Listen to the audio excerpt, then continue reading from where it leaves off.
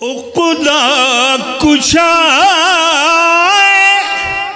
لم یزلیت حسین ہے، ہم کیا پیم. اعوذ باللہ من الشیطان الرجیم، بسم اللہ الرحمن الرحیم. قال رسول اللہ صلی اللہ علیہ وآلہ وسلم ان الحسین مصباح الہدی والسفینۃ النجاح. حضور سرور کائنات محمد مصطفیٰ صلی اللہ علیہ وآلہ وسلم نے اپنے چھوٹے نواسے امام حسین علیہ السلام کے سلسلے میں ارشاد فرمایا ہے کہ میرا حسین جو ہے وہ ہدایت کا چراغ بھی ہے اور سفینہ نجات بھی ہے. امام حسین علیہ السلام کے طفیل ہی میں آج اگر دیکھا جائے تو اسلام باقی ہے. آج جو کچھ بھی اسلام نظر آ رہا ہے وہ صرف امام حسین کے طفیل میں، ان کی قربانیوں کے تصدق میں ہے.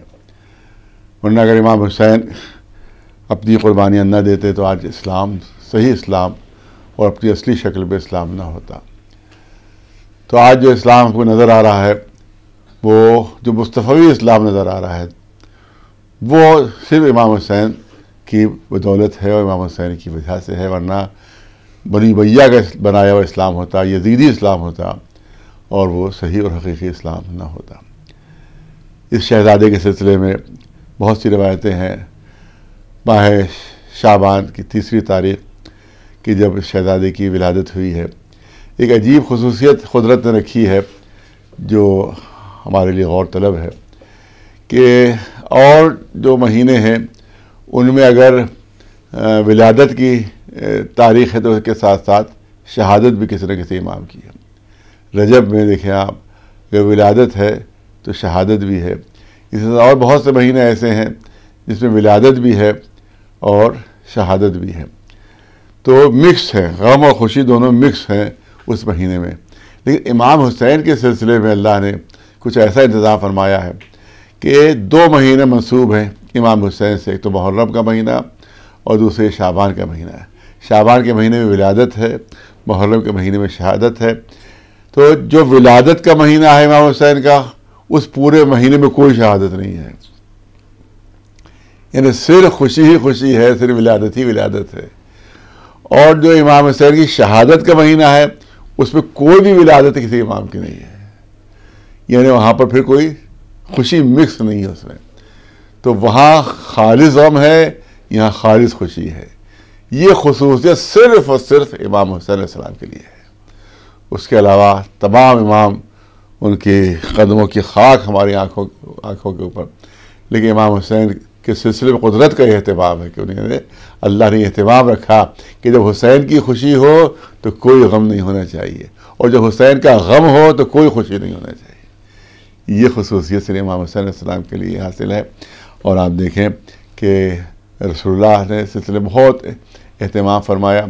جس وقت امام حسین علیہ السلام کی ولادت ہوئی ہے اور اس وقت رسول اللہ تشریف لائے، اور رسول اللہ نے فرمایا کہ لاؤ میرے بچے کو میری آغوش میں دو. تو ام الفضل نام کی ایک خاتون وہاں پر موجود تھیں.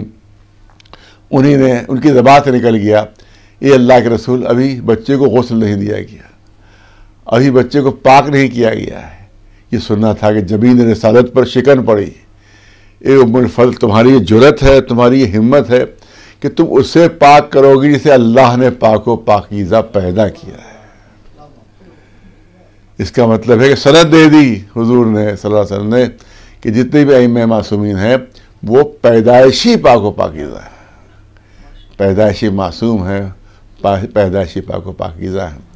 ان پر دنیا کی کسی بھی نجاست کا اثر نہیں ہو سکتا.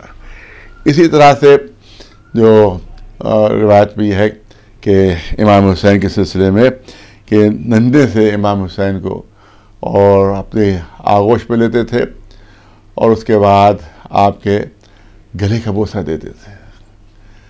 جناب فاطمہ زہرا نے پوچھا کہ بابا آپ یہ میرے بچے گلے کا بوسہ کیوں دے رہے ہیں؟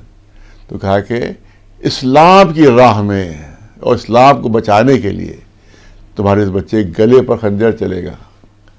اس کا مطلب ہے کہ پہلے ہی سند دے دی تھی رسول اللہ نے کہ اگر اسلام کو بچائے گا تو وہ یہی حسین ہے جو اسلام کو بچائیں گے۔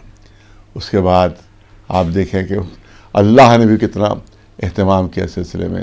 امام حسن چاہے امام حسین علیہ السلام، روایت میں ہے کہ خطاطی کا مظاہرہ کیا امام حسن امام حسین علیہ السلام دونوں نے، اور ماں کے پاس پہنچے لے کر، اے ماں بتائیے کس کی لکھائی اچھی ہے، کس کی لکھائی اچھی ہے۔ اب شہزادی ظاہر ہے کہ کس کے بارے میں فیصلہ کرے، کسی کا دل نہیں توڑ سکتی۔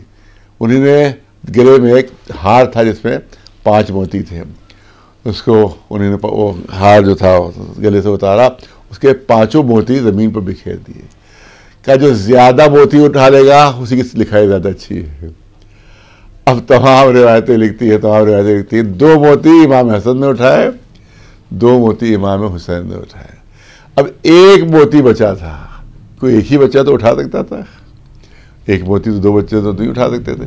اب قدرت کا یہاں پر اہتمام دیکھ لیجئے، اور قدرت کی مشیت دیکھ لی، فوراً جبریل کو حکم دیا کہ قبل اس کے کسی بچے کی آنکھ میں ہلکا سا آنسو کا قطرہ آئے، جاؤ اور اپنے پر سے جا کر اس موتی کے 2 ٹکڑے کر دو، آدھا موتی ایک بچے کے ہاتھ میں آ گیا، آدھا موتی دوسرے بچے کے ہاتھ میں آ گیا۔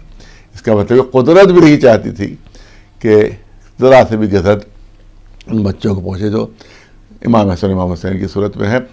اسی طرح سے آپ دیکھیں کہ اگر پوری تاریخ آپ اٹھا کر دیکھ ڈالیں تو جتنی زیادہ قربانیاں امام حسین نے اسلام کو بچانے کے لیے دی ہیں، وہ آج تک کائنات پہ کسی نے اتنی قربانیاں دی ہی نہیں ہیں۔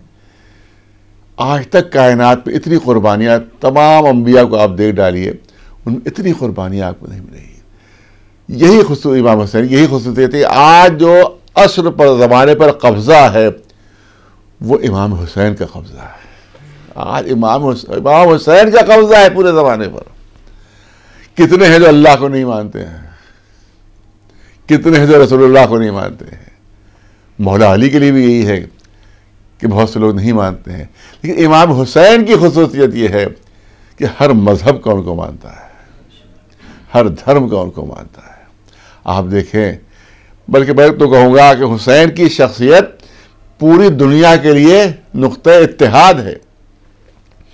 اگر کسی شخصیت پہ اتحاد قائم ہو سکتا ہے تو وہ تنہا امام حسین کی ذات ہے، اور اس کے بعد دلیل موجود ہے، یہ لفاظی خطابت نہیں ہے، دلیل موجود ہے۔ آپ دیکھیں مسجدوں میں صرف مسلمان ملیں گے، گرجا گھروں میں صرف عیسائی ملیں گے، مندروں میں صرف ہندو حضرات ملیں گے، اور آپ جہاں جہاں چلے جائیں کسی کا بھی مذہبی مقام ہے اس مذہب کے لوگ اس پہ ملیں گے، صرف اس مذہب کے لوگ اس پہ ملیں گے۔ لیکن امام حسین کا جو امام باڑہ ہے، جو حسینیہ ہے، جو حسین کی درگاہ ہے، اس میں آپ کو ہندو بھی مل جائے گا، مسلمان بھی مل جائے گا، سکھ بھی مل جائے گا، عیسائی مل جائے گا، شیعہ بھی ملے گا، سنی بھی مل جائے گا۔ تو اس کا مطلب ہے کہ ساری دنیا میں جو حقیقی نقطہ اتحاد ہے وہ شخصیت ہے امام حسین علیہ السلام کی۔ میں نے خود دیکھا ہے کہ ہندو حضرات سادھو، ہندو سادھو جن کی جٹائیں، جو گیروے کپڑے پہنے ہوئے، ننگے پیر اور سر کے اوپر تعزیہ۔ ایک غلط فہمی پھیلائی جاتی ہے، میں چاہتا ہوں غلط فہمی کو دور کر دیا جائے۔ ارے صاحب یہ لکھنؤ میں اتنی عزاداری کیوں ہو رہی ہے، یہ یو احمد میں اتنی عزاداری کیوں ہو رہی ہے؟ ارے صاحب کیونکہ یہاں کے بادشاہ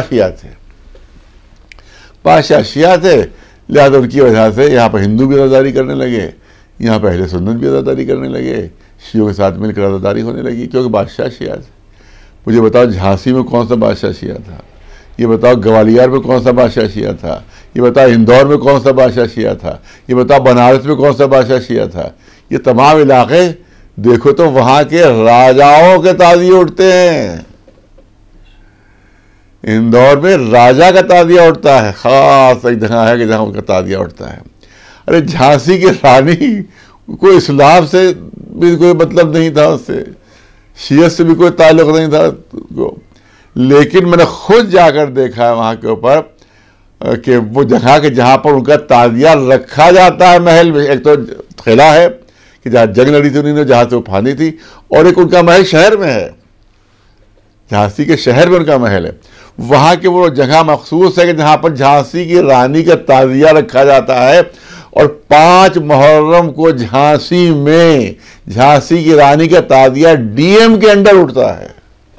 ڈی ایم کی ذمہ داری ہے اس کو اٹھوائے.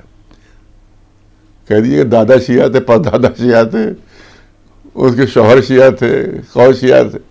نہیں، یہ حسینیت کی مظلومیت کی طاقت ہے کہ جس کی وجہ سے ہر مذہب کے لوگوں کا سر جھک رہا ہے. گوالیر میں ننگے پیر وہاں کا راجہ، اب تو ظاہر کہ وہ راجہ ختم ہی ہو گیا، وہ تو حکومت ہی ختم ہو گئی، لیکن وہ راجہ ننگے پیر تعزیہ لے کر چلتے تھے، کربلا تک جاتے تھے. اندور میں تعزیہ، بنارس میں تعزیہ، اور پتہ نہیں کتنے راجہ مہاراجہ ہیں ان کے تعزیہ. اہل سنت کہ جہاں شیعوں کا بنس نہیں ہے، ایک بھی گھر شیعوں کا نہیں ہے، لیکن زبردست تعزیہ داری اہل سنت میں ہوتی ہے. آج دیکھ لیے یہاں کے دیوا شریف کہ جو مسلمانوں کا ادھر اس علاقے کا مرکز ہے، وہاں عزا خانہ بنا ہوا ہے، وہاں تعزیہ رکھا جاتا ہے. انہی کے زمانے سے جو وہاں کے دیوا شریف کے جو تھے سرپرست اور جو بنیاد گزار تھے، ان کے زمانے سے وہاں تعزیہ رکھا جاتا ہے. کہاں عزاداری نہیں ہوتی ہے. کچھوچا شریف میں لاکھوں کا مجمع ہوتا ہے. الہ آباد میں 8-10 لاکھ کا مجمع ہوتا ہے 8 اور 10 محرم کو. شیعہ کتنے ہیں وہاں؟ 30-40 ہزار ہوں گے، اس سے زیادہ ہی ہوں گے. 30-40 ہزار زیادہ شیعہ نہیں ہے، لیکن 8-10 لاکھ کہاں سے آ گئے؟ سب اہل سنت ہوتے ہیں.